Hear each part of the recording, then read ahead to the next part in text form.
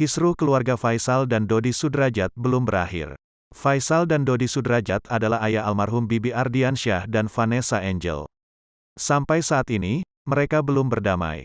Kisruh dua keluarga ini terjadi setelah Bibi Ardiansyah dan Vanessa Angel meninggal dunia setelah terlibat kecelakaan tunggal di Tol Jombang, Jawa Timur, pada tanggal 4 November tahun 2021.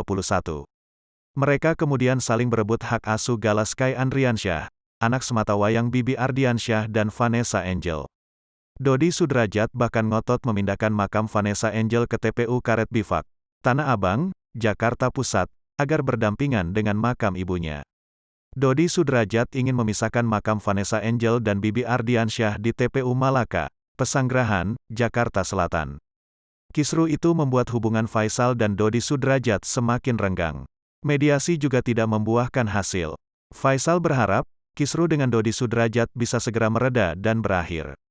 Semoga persoalan saya dengan pihak sebelah semakin dingin, tenang dan bisa selesai lebih cepat, kata Faisal setelah ziarah di makam Bibi Ardiansyah dan Vanessa Angel, Sabtu, tanggal 26 Februari tahun 2022.